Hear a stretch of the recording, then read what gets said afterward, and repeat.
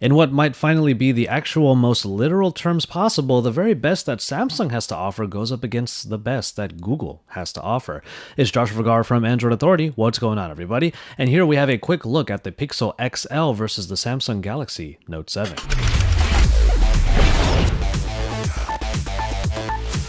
Now, right off the bat, it's obvious that both of these phones are very different, but the question between these two could actually be a matter of productivity. While with the Samsung Galaxy Note 7, you have the obvious addition of the S Pen and all of the note-taking and even almost mouse-like capabilities that the pen can bring to the Android experience, Google is now injecting a lot of what it has been building over the last number of years into what they call the best of smart AI in a smartphone.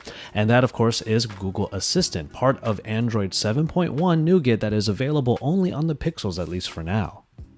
But before we get to all of that, the designs first, where we have the dual glass panels that have edges on the front and the back so that they come to meet a very smooth middle in the frame of the Samsung Galaxy Note 7.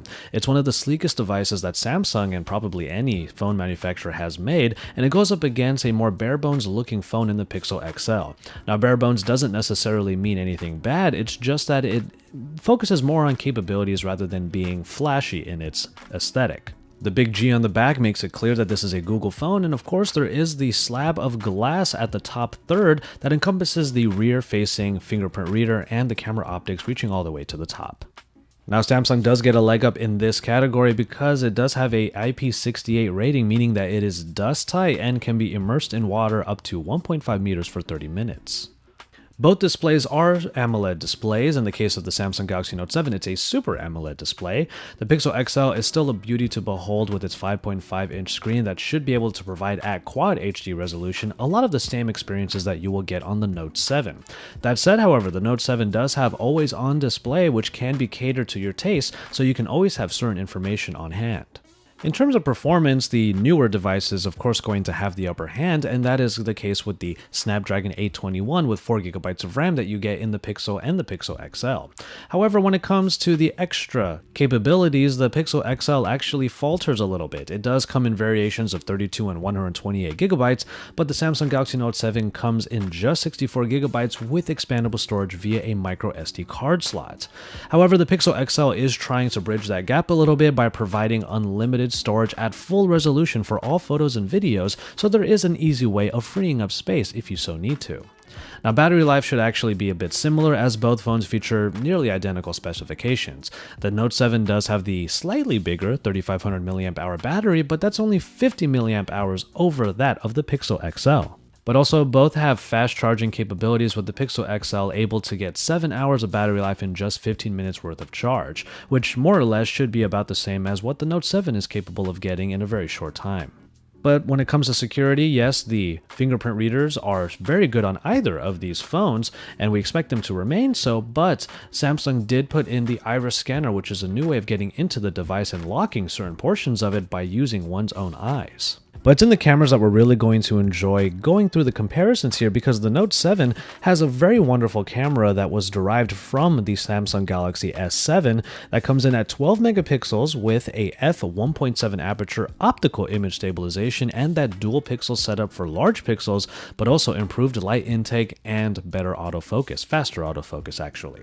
But the Google Pixel XL is actually not that far behind. It too has a 12.3 megapixel camera, but it does not have OIS. It relies on EIS, which is a software-based stabilization. It also should have some pretty fast autofocus, but probably not as fast as that of the Note 7, and it has an f2.0 aperture.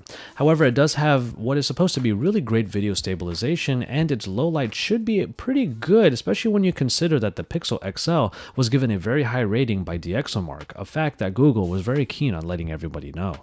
Now, the user experience will pretty much predicate on Android and multitasking preferences. Now, you have two different versions of Android here, where the Note 7 is definitely not going to have, at least for now, the features of Android 7.1 Nougat that is coming on the Pixel XL. And that main feature is Google Assistant, essentially replacing Google Now on Tap that we have enjoyed on a lot of different Android phones by now. Google Assistant is incredibly contextually aware and has wonderful speech recognition technology that will allow for all queries and requests to actually be taken to task inside of the Android software itself.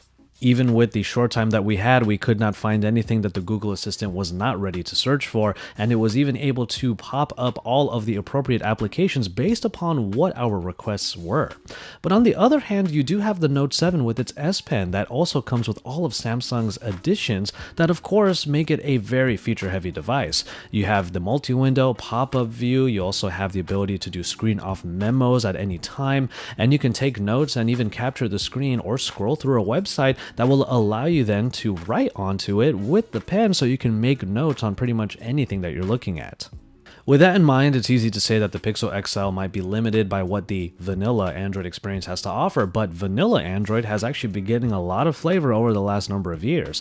And now with Google Assistant, it might become one of the best productivity phones that are out there. It simply comes down to the way that you want to get your stuff done. Either you take notes all the time and you actually use all the multitasking features of Samsung, or you're willing to do a lot of what you need on the Pixel XL or the Pixel using just your voice. Now, this might be one of those few comparisons where the Pixel XL, which is a very premium device, comes in at actually less money than that of other phones it's compared to, and the Note 7 is one of those phones. The Note 7 nears around $900 in some US carriers, and the Pixel itself is $649, with the Pixel XL in question here coming in at $769. And obviously, until we get our hands on a review unit, we will not be able to answer that question of whether or not that much money is enough for what is Android's reference device. But Google is really trying to move forward with its platform, not only in the Pixel, but across a lot of devices that will use Google Assistant. In the meantime, however, the Galaxy Note 7 does have its own advantages, and it is still one of the best productivity phones that are out there. Keep it tuned to Android Authority for a full comparison between these two phones, including camera comparisons, which we're very excited to do. And don't forget to check out our full hands-on with the Pixel and the Pixel XL, which you can find here at AndroidAuthority.com and our YouTube channel, because of course we are your source for all things Android.